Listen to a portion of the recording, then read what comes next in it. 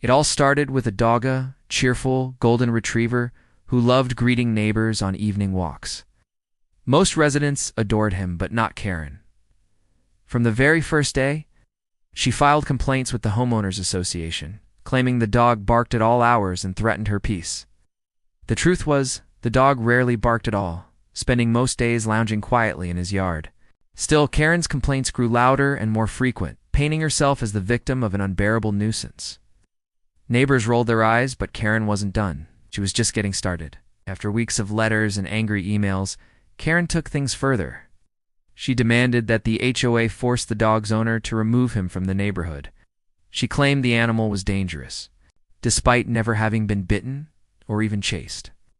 She began recording videos of the yard, hoping to catch the dog misbehaving. But every clip showed the same thing: a calm, tail-wagging companion. Still, Karen spun her story, insisting her safety was at risk. The HOA reluctantly agreed to investigate, though most members knew her claims were flimsy. The stage was set for conflict. Karen's obsession grew darker. She left notes taped to her neighbor's door, warning that she would take legal action if the dog wasn't gone.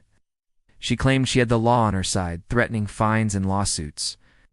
The dog's family tried to ignore her, but the constant harassment became impossible to dismiss. Meanwhile, other neighbors began whispering about Karen's behavior. Many had noticed strange activities around her property: unauthorized renovations, suspicious late-night noise, and trash piling up in her yard. Still, Karen positioned herself as the victim, convinced she could push her neighbor out first. When the HOA finally convened to review the case, the room was divided. On one side, Karen waved papers filled with her accusations. On the other, the dog's family presented testimonials from nearly every neighbor, all praising the dog's gentle nature. The HOA board leaned back in their chairs, unimpressed by Karen's dramatics.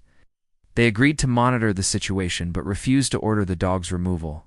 Karen left the meeting fuming, convinced the system was corrupt. She vowed to fight harder, not realizing her own actions were about to turn against her in ways she never expected. Karen had a long history of complaints, targeting everything from lawn decorations to mailbox colors. But one neighbor dug deeper, pulling public records that revealed something shocking. Karen had multiple violations of property codes.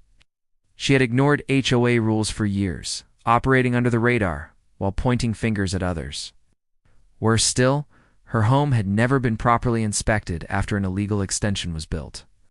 The discovery spread quickly, and soon the very people she'd rallied for support were turning their attention to her. The HOA couldn't look away any longer. HOA launched a new investigation, not into the dog, but into Karen's property. Inspectors uncovered a laundry list of violations: unsafe wiring, unapproved structural changes, and even evidence of renting out rooms without disclosure. The findings were serious, threatening not only fines, but possible eviction. Karen tried to argue, claiming she was being targeted unfairly, but the evidence was overwhelming.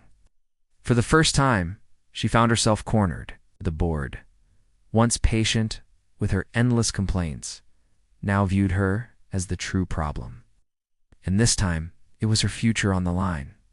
Unable to accept the HOA's ruling, Karen dragged the issue into court, still insisting the dog was a menace. But the judge wasn't swayed. Instead, the spotlight turned to her mounting violations.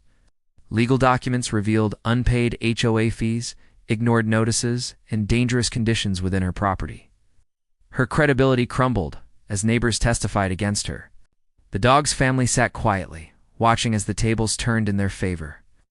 By the end of the hearing, the judge dismissed her case entirely and upheld the HOA's right to enforce penalties against her.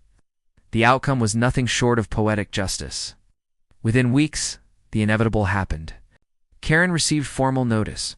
She was being evicted for repeated violations and failure to comply with community rules. The same HOA she once weaponized now forced her out. Neighbors watched as moving trucks carried away her belongings. The golden retriever, wagging his tail from the safety of his yard. The community sighed in relief, grateful that the ordeal was over. Karen's downfall became the neighborhood's cautionary tale, a reminder that false complaints can backfire. In the end, it wasn't the dog who was removed. It was Karen who lost her place.